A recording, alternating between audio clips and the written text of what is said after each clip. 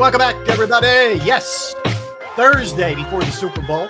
Barrett Brooks, Derek Gunn, Rob Ellis. Brooksy is in Phoenix, Arizona, getting ready for the game, doing all of his work that he's got to do today, tomorrow, and leading up to the game itself. We're looking forward to all of that for sure. All right, Barrett, I'm going to start with this one then. As I mentioned before, we took a timeout. You're the Chiefs' offensive line. You see this defensive line that had four guys that were in double-digit sacks, that also has Fletcher Cox, that also has Ndamukong Suh, that has Linval Joseph, Milton Williams. They just run waves at you, man. And while they do have some good offensive linemen for sure, they also have some weak links. So can this O-line keep the heat off of Mahomes enough to allow him to do Patrick Mahomes-like things? No. Muted, bud. Yeah, there you go. Okay. No, they cannot. No. They can't. But the thing is, Andy Reid understands that. So since he knows this, the second team is just as good as the first team, and that's what makes this Eagles defensive line so great. You got Hassan Reddick, you got Sweat, then you got Hargraves and Fletcher Cox who are starting. But then they throw out a whole new group of guys with Brandon Graham on one side. Then you got Ndamukong Suh. You got either Milton Williams or Linval Joseph there. Then they bring in Patrick Johnson, who's lit up a little bit. Brandon Graham's lit up a little bit. I mean, these guys come in waves and waves and waves. So it's hard to really get some relief from that when you have that many guys coming at you. And the weakest link on that Kansas City Chiefs offensive line are the tackles. Orlando Brown is supposed to be a big-time player. Yep. He hasn't played well this year. Their strength is those interior guys. Creed Humphreys is probably the second or third best offensive center in the league. Mm-hmm. The two guards, what's the name? Thuney or whatever his name is. Yeah, Tony from the Patriots back in the day. Yep. Yeah, he's pretty good. And Trey Smith, they're good. They're okay. They'll hold up. But they won't be able to hold up against Hargraves that are going at them every single time. Then you put Linval Joseph on who's going to beat you to death. Then you turn around and get a fast guy when you come in with Milton Williams who can get up the field. Hargraves gets up the field. On the outside, they're going to collapse the pocket. They're going to, instead of rushing up the field and running that hump, those guys are going to try to collapse the pocket. You get to quarterback depth and then close it in on them. Keep him inside the pocket. If you can do that, it'll be hard for him to run that offense because he's used to getting out and improvising. He's used to being able to go out there and use his athletic talent, and then he throws all that, crazy stuff like over his back and all that type of stuff. Mm-hmm. You got to take that initial rush and him get out and slide out in order for him to be comfortable. Now, we don't understand Big Red is very good at game plan. He's had 2 weeks to get, those guys at the snuff of what he wants to do. So what they're going to do is they're going to run some screens. We call them slow screens. Those are the screens to the running backs and the tight ends. Those guys, they call it slow screen because the play develops. They might go chip, and then they turn around, and then they throw it to him and let that offensive line, let the guys beat him up the field, and then now they get to the second level, try to block down the second level. That's what we call a slow screen. Mm-hmm. But they also go run the tunnel screens, get those guys out on the edges to play well. Kadarius Toney, if he plays, get him on a screen, screenplay, maybe run him on the reverse, a jet sweep. That's what he is. He's not going to be a guy. Andy Reid is not going to put guys in positions where they don't want to succeed. We know Kadarius Toney can't run routes. He's not good at running routes. So what Big Red will do is give him those jet sweeps, give him those tunnel screens, give him like slants, things, those type of things to just get the ball in his hands and let him go. But then you got Juju Smith-Schuster. He's going to run those slants, those comebacks, those stop routes. Then you got Valdez-Scantling. MVS, he can take the top off. He's fast. He got some wheels. That's how they're going to try to do it. Sky Moore, the rookie's going to have to play at a high level. He's a second-round pick. He should be playing at a high level. Well, Big Red's going to test him this week. He's going to make sure that he gets in the ball and try to get over the top on him. We know that's how Big Red's going to game plan him. But can they execute it? I think that our defense, they're going to have to go out there and play tougher on the outside. They're going to have to play close. They're going to have to play tight coverage because you have to take that first initial read from Patrick Mahomes. If we can take that first initial read off, then they can go out there and get to him then. That just that 1 second of taking that initial read off, allows them to get the pass rush and heat them up a little bit. But you got to play press coverage. Would you agree that Kansas City's best chance to stay in a rhythm, to have a chance, is a quick passing game? You have to have a quick passing game. That's the only way they succeed. That's the only way they can succeed against this defense. Absolutely. They're not going to be able to throw the ball down the field. They're going to have the quick passing game, but that's why you have to play press coverage. This is where Gannon's going to make his hay as far as being one of the better defensive coordinators, in football. If he can go out there and have those guys playing and taking on a more aggressive mindset at the press corner positions, they'll be great, man, because I don't think that their receivers can beat our DBs on a consistent level. They won't be able to. And once, they get out of rhythm and they're going to try to push the ball down the field. That's what they do. Now, I can see them going out and putting that offense into two-man routes. What I mean by that, running play action, leaving in more blockers, and just run a two-man route on the outside with Juju and MVS.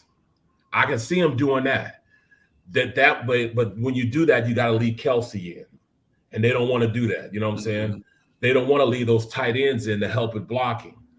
So you're gonna have to. You know what I'm saying? The Noah Grays, the Blake Bells, those guys would have to stay in the block and then run play action.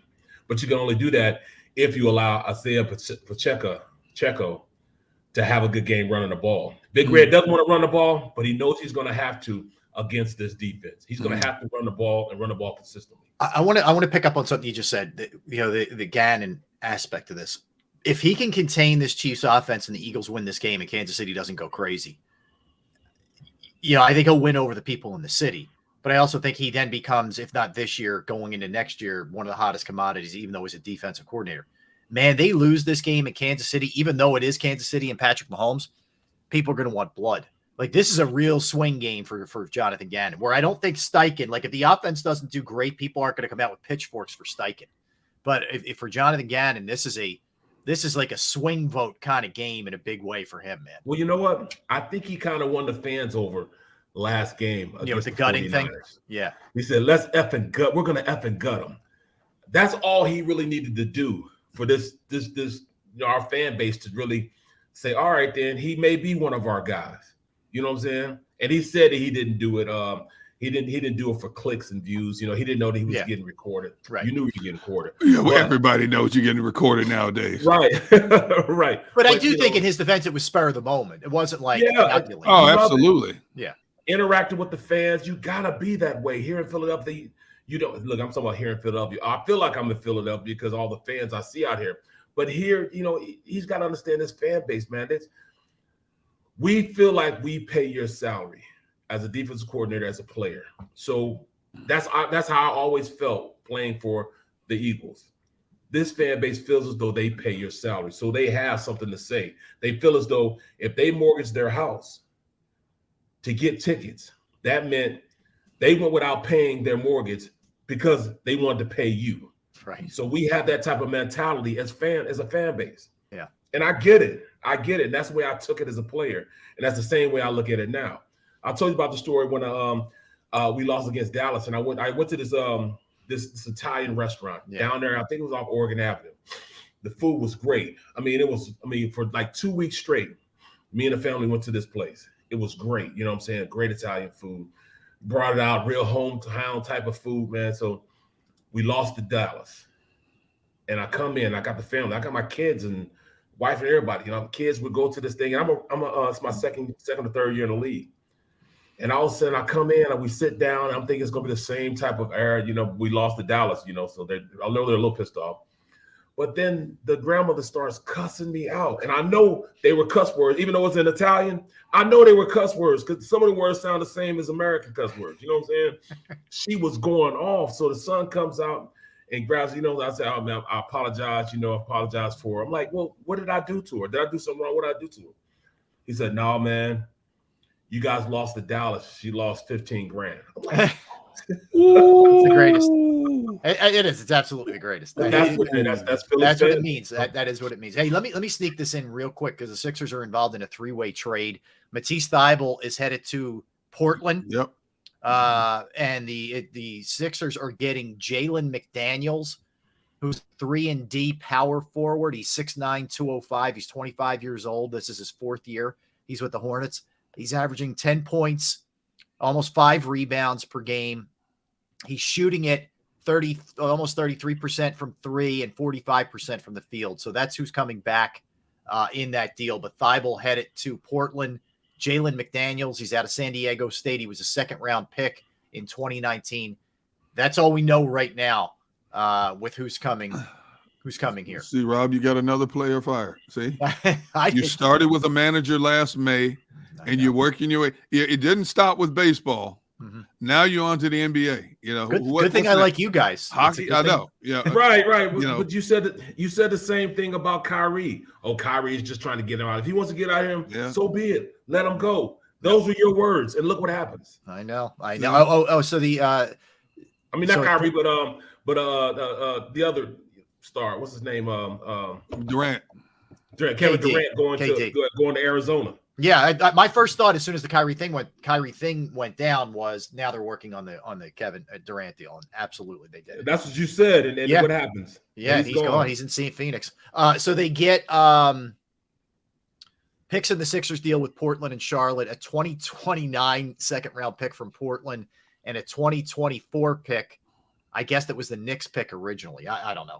We'll get more details on it. It sounds these NBA trades are, I know. This man, in terms of you get 4 unprotected or protected 1st-round picks, 23, 24, 27, 37. I'm like, how do you make deals like that? Yeah, no, it's crazy. But so we'll see if there's more. The trade deadline is 2 hours and 15 minutes away. So there's time to do more if they're going to do more. But I didn't want to interrupt. But okay, Barrett. So that's what we're looking at here in terms of what the Eagles' defensive line is going to do. How do you contain? Huh? Dan Sidio, yeah, I think that was what she said. Yes, Dan, you know it, Dan. Yeah. Woo. I'm sure. Don't ask Dan to translate. Don't tell me. I don't know what it means, but I'm sure it's bad. Yeah. Right. Bleepity bleep, bleep, bleep, bleep. There's my translation. Right. But flip it then. You know, Chris Jones is obviously a formidable guy, and this guy's nasty.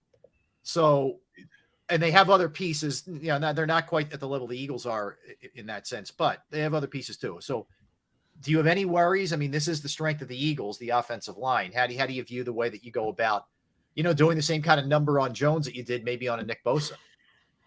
I don't have any worries, and it's not because of Chris Jones is not good. It's more so Chris Jones is good, but yeah.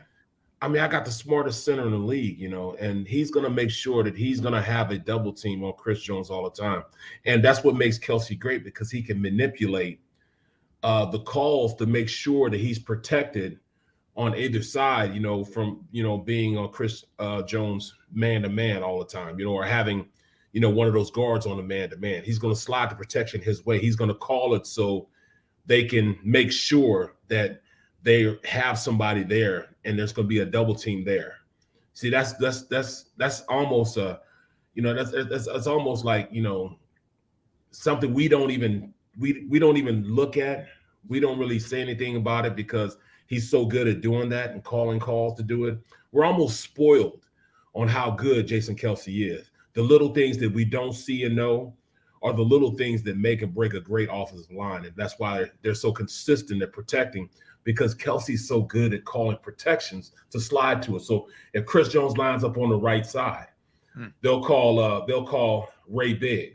Ray Big means the Ray part means the center and right guard are working together, and then to that backer right there, and then the big side on the back side, the 2 big guys on the big guys there. So they'll have the one technique and the end on the other side. That's what the big part is.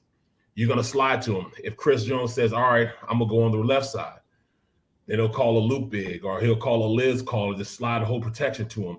If he's on the outside, on the left side, they'll call Liz, and that slides everybody over. That way you'll still have a double team going to him with the offensive line. Well, Dickerson will have the inside of him, and then Jordan Mailata will have the outside of him. They'll block him like that. That's the great part of having a center that can call the protections that way to guard against, somebody being overwhelmed by somebody. Now, the matchup between George Karlaftis and Frank Clark, they got to go man to man. They got to go. They got to make it happen. They just got to go mano a mano. They got to win the battle. Barrett, we just had Jeff McClain on a short while ago, and he was talking about how from his talking to Jason Kelce and Kelce's mom, he believes Kelce may return in 2023. Now, there was another part of the story that says Kelce has also set himself up with his brand. His podcast is doing well. He's got so many different ventures. His mom said he's having more fun now than he's ever had playing football. You think that's enough indication that win or lose, he's coming back again because of the nucleus of guys he's playing with now? If he loses, he'll be back. If he wins, you might have to think about it. Even though he's having fun right now, Kelce's already had fun. He's already in a position where, if he wanted to hang it up, he could still have fun. He's made so much money. He's made a ton of money. He's one of the simplest guys in the world. The only thing that will bring him back, the only thing that is bringing him back is the guys in the locker room. And that's really going to depend on how they pay guys going forward. You know what I mean? Like if they don't have a lot of these guys, like Fletcher Cox won't be there. This positive BG won't be there. Why would he want to stick around? Those are the guys that fundamentally were built through those guys right there. And if those guys start disappearing, why would Kelce stick around? You know what? To answer your question, I would say more so because if he looks to his left or to his right, his boys are still there. You know how offensive lines undergo a lot of changes, except Sayamalo, possibly. Yeah. But Lane's still there. Mulata's still there. Dickerson's not going anywhere. So his boy, at least 4/5 of that offensive line will be intact in 2023. Yes. What's Lane's contract like, D-Gun? I know you and him talk about that. I'd have to look it up. I'm not sure off the top of my head. I have to look it up in terms of how much he has left. But I know he's adamant about playing at least 2 more years in the NFL. Right. He's got pulling it up now. Nothing's guaranteed after this season for him. See, he's going to make a base of 14 next year, 13.4, 16.5. It can be voided in the 26 year. So he's got at least 2 more seasons. Okay. So with that said, even though there's no guarantee money. Okay, yeah. 3. Well, you said could be voided in 26. So I'm assuming prior to the 26 season. So 23, 24. Oh, you're right. 3 seasons. So here's what I think is going to happen. And he's done this a couple of times already. He's 32, for the organization. By the way. Yeah. Once they give Hurst that money, he'll be one of the first ones they approach about restructuring again. Yeah, he's been very good with his organization a couple of times about restructuring his money to help pay somebody else that they want to get in here. So I think that's the course they're going to take with him again, because he knows even though the restructuring, he's getting that money somewhere. That money ain't just disappearing. Yeah, so. True. Barrett, let me hit you with this. I know you're confident. I know the fan base is confident. The Chiefs are 17-1 in their last 18 against the NFC. Does that worry you at all? I mean, all those stuff like that doesn't worry me. I don't worry about, statistics from past games. What I do worry about is how good the team is that I've been watching clips on and everything. This team they're fundamentally a team on the offensive side of the ball that the running back positions are so good that I think that's going to be the dagger, that's going to continue to stick that Eagles team. If they can go out and render those guys, because I'm not worried about the receivers, but what I am worried about are those running backs. Isaiah Pacheco, Jerick McKinnon, Clyde Edwards-Helaire back. Yep. So those 3 guys are impact players. I can see them going in and playing, probably 21 personnel, 2 running backs, 1 tight end.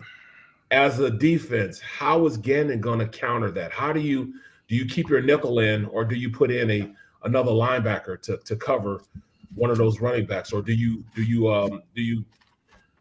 keep a safety in to cover one of those running backs? That's a hard game that you have to play. You know, how do you allocate resources to cover those two backs? Because if you put Pacheco in and McKinnon in, those are two really good weapons that can go out there and make some plays, even on the outside as receivers. They're running after the catch is crazy. McKinnon has like 9 or 10 touchdowns. You know what I'm saying? Like these aren't slouches from great the pass catcher. Great pass. Yes, that's what I'm saying. You know, so those guys are good. You know, you have to treat them like they're wide receivers, but they're big. You know, they might run you over. So, you know, to me, that's the only thing that really not necessarily worries me, but I know Gannon's going to have to be on this game because I can see those guys keeping the chains moving for this offense. You get all the pass rush you want in the world, get there, and you almost get there. You got Pat Mahomes and ripping his jersey off of him, and he just dumps it off to one of the running backs, and there he goes and scoots for 10 yards for the first down. And you know, that's hard, man. If you allocate a safety on one of the running backs, now you're allowing Kelce to have one-on-one coverage with a linebacker, and that's a nightmare. Or if you even try to put a DB on Kelce, they don't have a one-on-one person that can handle Kelce by himself. No, they don't. So, but you're right. If they do go 21 personnel, you have to allocate a DB on one of those running backs because they're not just your average running back. Unless you go big nickel. If you go big nickel, that'll be his savior. And when you put big nickel in, that's tough because now you have to rely and trust in Kayvon Wallace. He's got to be that bracket guy for him. He's got to be the guy that that's going to be in the double team with Kelce. You know what I'm saying? Or he's going to have to be one-on-one against one of those running backs. That's what it is. Go ahead, I'm sorry. I'm sorry. Go ahead. No, I was going to say, how much do you like, and, as our buddy Marcus says, be prepared for screens. How much do you fight, like, getting away from who you are? Like, you obviously adapt the game plan to whoever you're playing, but you also have to stay true to who you are. How big a challenge is that for coaches in a game like this? Well, see, I don't like that because, we all know Gannon likes that bend but don't break mentality. Right.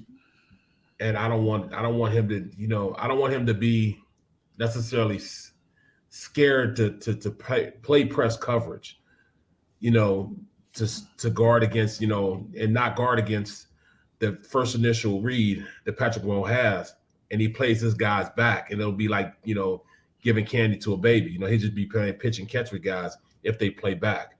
We don't want that. You want to stay aggressive on it.